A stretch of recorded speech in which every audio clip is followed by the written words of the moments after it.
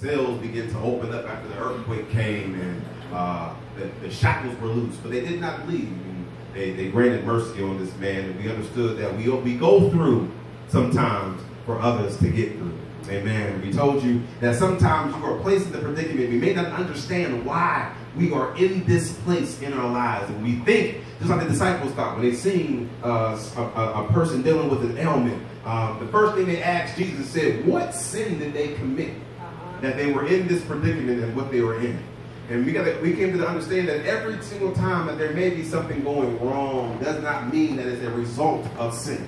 Sometimes God places us in a situation or a circumstance because we have to get to a place in time that not only is that does he want to get the glory out of our life, but sometimes he places us in a circumstance because there are some people in the same circumstance as you are that needs freedom to come out.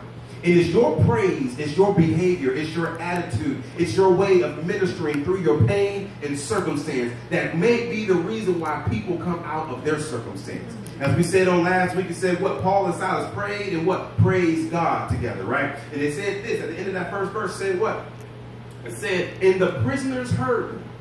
And what it was that not only did the foundations in the earthquake open up their cell, but what did it do? It opened up everybody's cell. It not only opened up everybody's cell, but it also loosed everybody's shackles. And so we got to understand that as we've been traveling through these situations in our lives, even in the past week, we've been thinking about telling people that sometimes you got to get to a place that when everybody else cannot see it, you got to be able to see it, right? We said that when the spies went in and spied on the land that God had already gave them, and they looked at everything that they feared, Caleb had to tell them what? To shut up. Why? Because sometimes you can talk your way out of the blessing that you already have. Isn't that something? That God has already said that I've given you this land.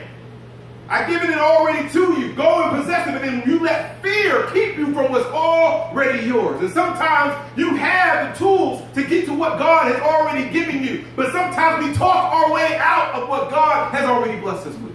We got on our knees and we prayed to God and said, God, do this for me. God, help me. God, bring me out. And what happens is that since you cannot see it, you begin to speak about what you see and not about what God sees.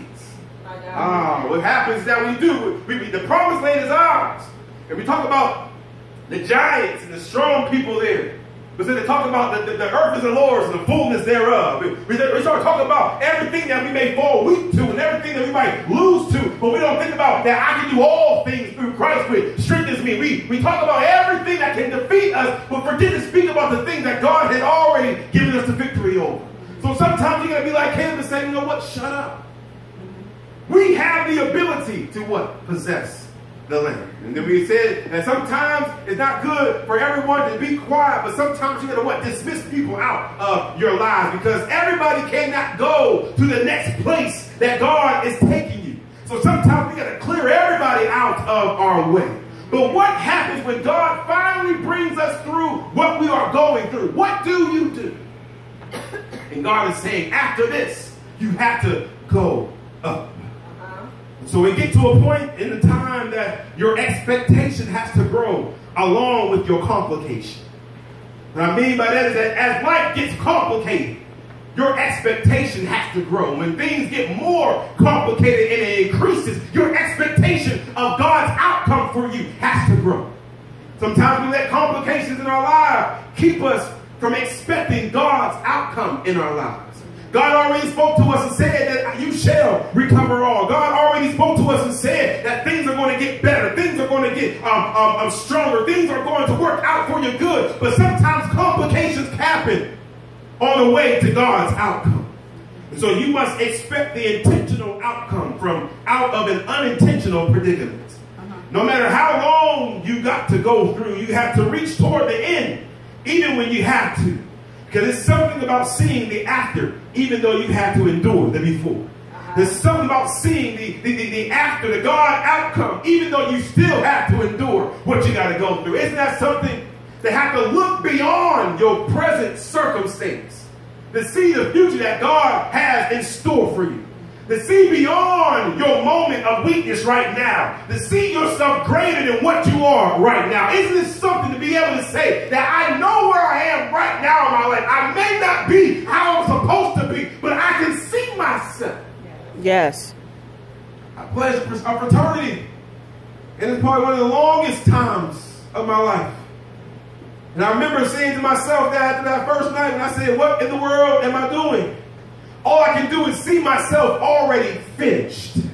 And that helped me go through every different circumstance, every obstacle that I had to go through. It's not seeing my current breaking down, not seeing my current circumstance, but I had to see myself already complete. And sometimes God is saying the same thing, that yes, you have to go through a process, but see yourself greater, see yourself wiser, see yourself stronger, see yourself better. If you can do that, you can endure the very process that you got to go through. Sometimes God said your way of thinking. That's why I told you a couple weeks ago, you got to be able to see what God sees in the midst of what you see. Because what you see is not what your future beholds. It may be what your present is right now, but it's not what God has for you.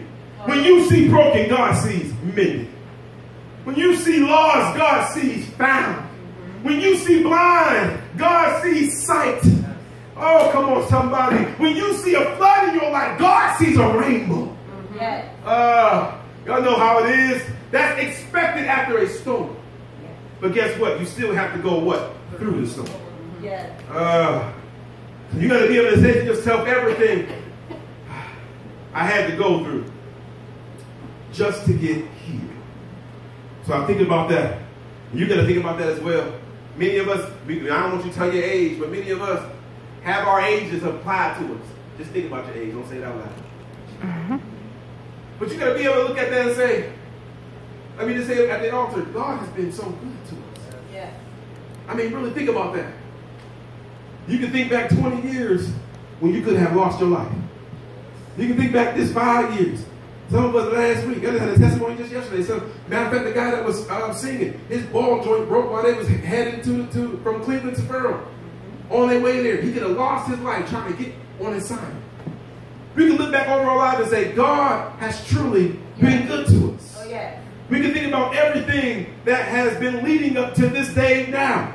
Even though we may not be okay with where we are right now, we know we want to be better, we want to be stronger. We can still give God the praise today because we are definitely much better than what we used to be. We can give God the praise today because he kept us through danger seen and unseen. We can give God the praise today because there should have been times where he could have just knocked us out, plucked us out. It could have been our call that we would have been laying across this altar right now. But God saw fit that each day, whether it was good or bad, strong or wise, in or out, God still saw fit to work out on our behalf. Yes, God. And so we got to be able to say, God, I thank you for what you've done for me today. When depression could have took me out of here, or being in the wrong place at the wrong time should have got me to close my eyes. You just got to thank God because tragedy hit in your home, but it did not deter you from getting strong with God. You got to be able to say that when sickness was in my body, that was not the last time that I could breathe my last breath. You got to be able to say, addiction did not destroy me, but God saw fit to bring me past my addiction, my abuse, my past, my situations. When I hated myself, God allowed me to what? Keep on pressing on. When I had low self-esteem, I was able to now look in the mirror and say, I look good. Come on, somebody. When you was going through what you had to go through, God. Yes. He helped you survive it. Yes, he did. You had to go through everything you had to just to get here. So you got to understand, your process was necessary for your today. Yes. Sometimes people want to complain about the cars that they was dealt. I don't complain about the cars that was dealt. Yes, if there were some choices that I could make over again or do over again, there's some I probably would have done better, but I still don't complain about the life that I have because I am what I am because of what I had to go through. Oh, yeah. Bible said this, said children of Israel, they could have went the easy way. Everybody talks about they took them 40 years and going through the long process. You got to understand, God said it in the word, if they would have went the easy way, they would not have been strong enough to face what they were going to face, and they would have wanted to turn around and return back to bondage to which they came. So God is saying that God develops ministry out of your misery. God develops testimonies out of your testing. God develops messages out of your what? Your mess. So sometimes it may not be comfortable to go through what you have to go through. But God said it's necessary for who you are. Walter Hawkins said it the best. He said what? Tragedies are what? Commonplace. all kinds of diseases are what? People are slipping away. So they calm these down and people can't get enough pay. But he says what? As for me, all I can say is what? Thank you, Lord. That's why I can say that sometimes it may not have came to my front door and it may came by my front door. But what I can say is that since I made it through these 34 years of life right now, all I got to do is say what? Thank you, Lord.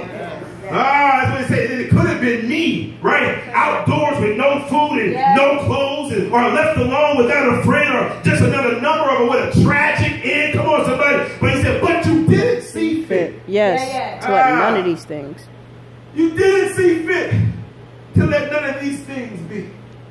Because every day by your power, he says what? You keep on blessing me. Yes. I can just thank God that as the tragedies keep hitting, and a lot of them are hitting close to home. In the last 2 or 3 weeks, many of us know at least one of these deaths that have happened. And some of these deaths have not just been just natural causes. There's people that are part of the church getting murdered and killed out here. And all I can thank God is that he saw fit. Yes. That he let none of these things be for me. He let none of these things be for my family. He let none of these things be for our church. But God saw fit to allow us to wake up on this morning to give him the praise, to give him the glory. That's why no matter how tired I am in my body right now, how sick I feel right now, I believe that God woke me up this morning to give him the glory. Because he reminds me that guess what? Even when you were sick, I still kept you. Even when you was tired, I still kept you. Even when you was lost and didn't know your way, I still kept you. Even when you were just lost and on the dark road, I still kept you. So you ultimately said, let everything that has breath praise the Lord. So if you have breath with a fever, he still deserves a praise. When you have breath and you cannot walk, he still deserves a praise. When you got breath and you're still nauseous, throw up and still say, God, I thank you. Come on, somebody. God is still worthy to be praised. And so, I can test that I just thank God for keeping me. And so I understand this, that when you look at the years of your life, there's more to a number than what meets the eye. Now learn this too, a lot of people know this, the analogy of the iceberg. Sometimes you can see only what's above the surface, but you don't know what's going on underneath the surface. The tip of the iceberg has nothing on the formation of what's underneath the surface. Everybody knows the story of Titanic. What they hit wasn't what they seen. Right. They'll get that tomorrow. What they hit wasn't what they seen.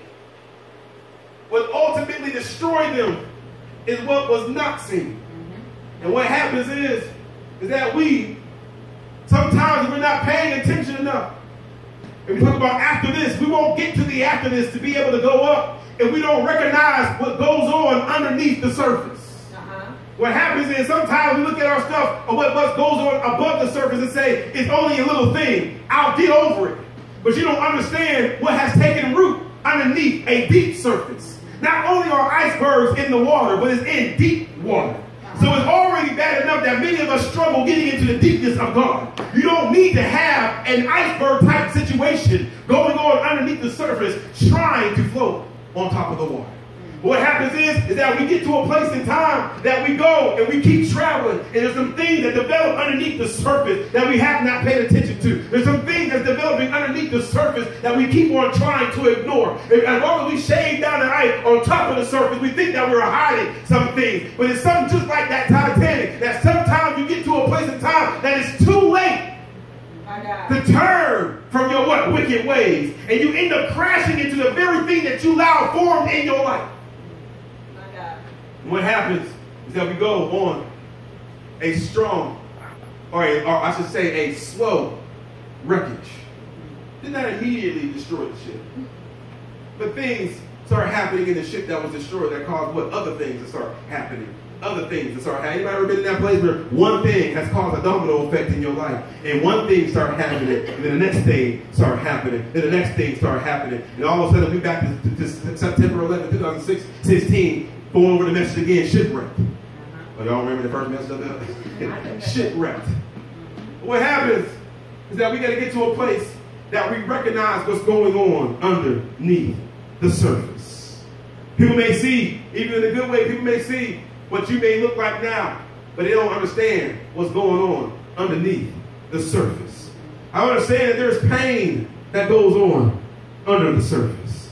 There's heartache that goes on under the surface. There's misery that goes on under the surface. There's tears, right? That you cry at night, when you cry yourself asleep sometimes, that goes on underneath the surface. Disappointment at Romans 7, when you say, oh, wretched man that I am, who shall deliver me out of this body of death? When you look at yourself in the mirror, that goes underneath the surface. Then you come to church and you still get forced to praise God. But you got so many things going on underneath the surface.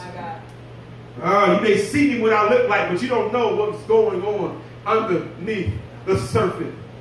A lot of times, things underneath the surface continue to keep getting ignored because we don't address them. We told you in Bible study that the altar is for those things that's underneath the surface. Don't just give God what we can see, but give God what nobody else can see. Give God your pain. Give God your tears. Give God your discomfort. Give God your hurt. Give God your misery. Whatever it is, let's crack that surface and let God do the healing. But you can understand that, but even under the surface, God knows how to develop you. Even when you have to go through what I have to go through, God has developed me as I go through. Even when you got to go through the pain and the suffering, you got to understand that God is developing you in through the pain and the suffering. Even though you got to cry those tears that you have to cry, you got to understand He is yet developing you. Though I hurt, though I cry, though I'm tore up, God is still yet developing me. Even though you may be in your midnight hour, God is still developing you. Even though you are under the surface, God will embrace you under the surface. Even when you are praying under the surface, God will answer your prayer. What? Under the surface. Even while you're under the surface, God will encourage you under the surface. He will build you up under the surface. He will bring you out under the surface. He will deliver you under the surface. Whatever it is. Oh, yeah. God will do it right where you are. That's why you don't have to wait until you're floating on top of the water. But God says, come as you are. Oh, yeah. Come as destroyed as you are. Come as broken as you are. Come while you're under the surface. Yes, you may be drowning, but all you got to do is say, God, save me. Yes, you may be hurting, but all you got to do is say, God, comfort me. All you got to do, yes, you may be struggling, but all you got to do is say, God, strengthen me to come out of this thing. Yeah. God will bless you right under the surface. We cannot assume what you see is always true. I know many of us are used to coming to church. Used to coming to church and covering up what's in the surface or under the surface. Because we're prone. We do it at work. We do it in our relationships. We do it in our friendships. We live in a time now where we don't even address issues anymore. We live in a time now that we don't speak about what's bothering us. Right? I told y'all, it's automatic, right? You can be having a bad day in the morning. Somebody say, good morning. What's the first response you say? Good morning to you. No, it's a bad morning. I'm going through, but who's going to really be honest? Imagine that time when somebody say, well, how are you doing? Instead of you saying good because you're not doing good, imagine that time when you actually stop and have that conversation. How are you doing? Well, I'm struggling right now. I'm going through this. I'm going through that. Then people are going to turn around and walk away because they're going to tell you I really wasn't asking about all that. But a lot of times we never address how we actually feel. We never address the things that we actually go through. Because we're too busy every day covering stuff up. On top of stuff. On top of stuff. On top of stuff. And this is how the iceberg is formed. Because every day we're not open enough to let ourselves be exposed to the hurt that we are actually going through. We don't open ourselves up, not even to God. We pray to God thinking that there's only one way to pray. God, we thank you today. We bless your name today. Thank you for waking me up this morning, starting me on our way. No, God, I need you this morning. Yes. I'm waking up in torture. I'm waking up stressed out. I'm waking up not feeling good about my own self. That's what that statement said, oh, wretched man that I am. How about anybody else? God, I recognize who I am before you. And I stink in your nostrils. And everything that I'm going through is not right. I recognize that I'm sinning and only sinning against you. I recognize that my life is not lining up against you. God, I need you. You got to get to a point in time that, God, I refuse to keep smiling in people's face knowing that I'm hurting. Yeah. I refuse to not address the things in my life that I cannot get through. That every time I wake up in the morning, I try to do right. And then evil is right there sitting at my bedside saying, what are you going to do? That's the honesty. That's how you break the iceberg. When all the shouting is done, when all the music is gone, God says, what are you about? What's still going on with you? When my tears stopped falling because I was emotional, when did I make the natural decision to say, God, I shall live for you and die for you? Yes.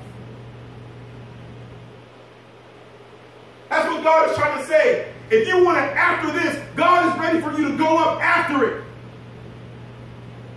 If you want God to deliver you from what you need to be delivered from, God said, I'm going to need you to move on from this spot and go up.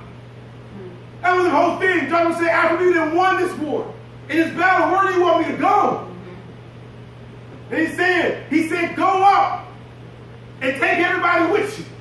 Now, I come to let you know this today. Is that, I don't need this money. I come to let you know this today. That let me understand this. If you want your family to go up with you, you got to go up first. And that text said that when David, when they went up, when Joshua went up, everybody in the house went up with him. When David went up, everybody went with him.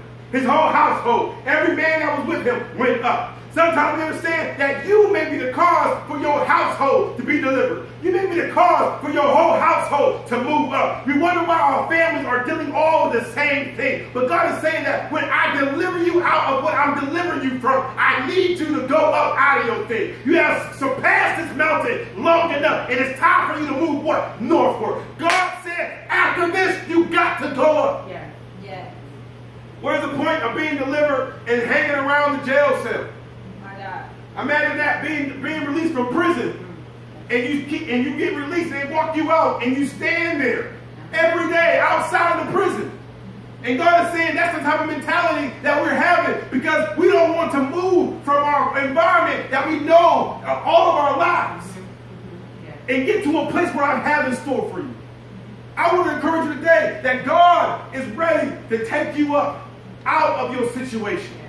Forgetting those things which are what? Behind.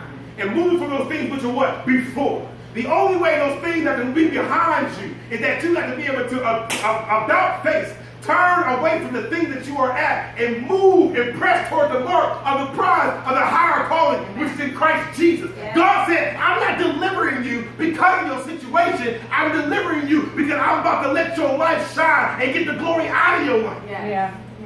God is not delivering you because it just doesn't feel good to go through what you got to go through. God is delivering you because he's delivering you to be his servant. Yes. Sometimes we forget that. We get saved. Sometimes we get saved to escape hell. And God said, hey, no.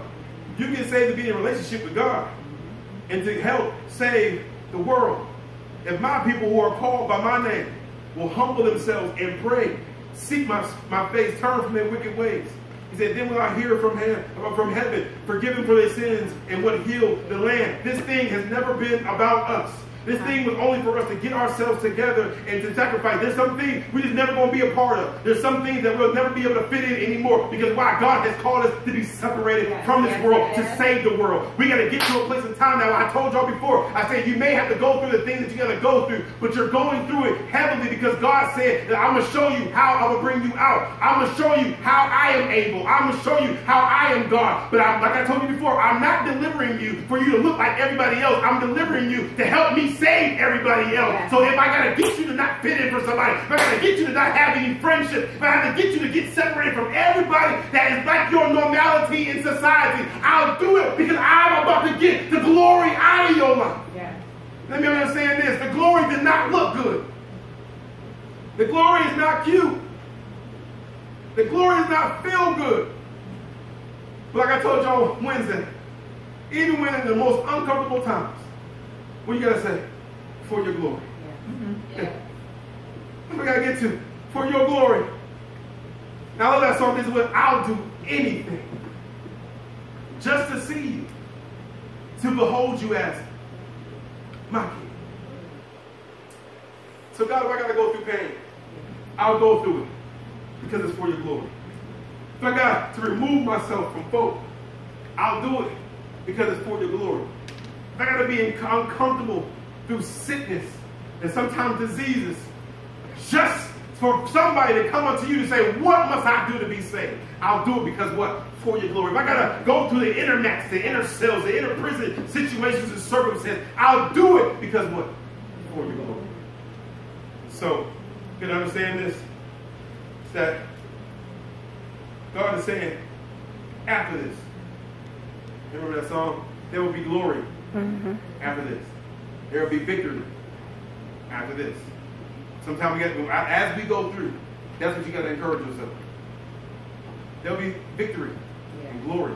There'll be strength. There'll be power after this. Our situation may be what it is today, right now, but there's showing up is going to be in after this. So after everything you're going through, we got to go up. You have struggled long enough, and it's time for you to go up.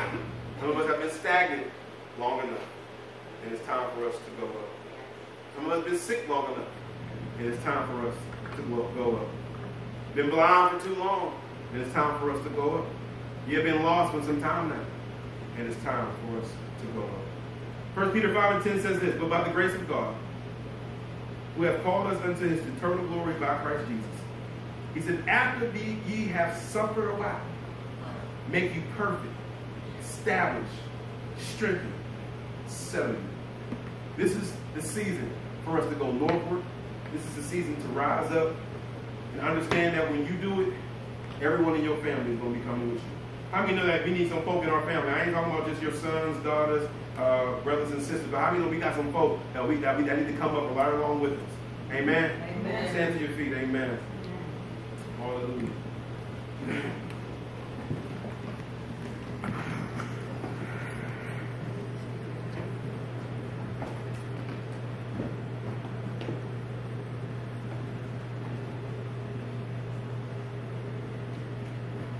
We one that, of course, does not know this Jesus that can bring us out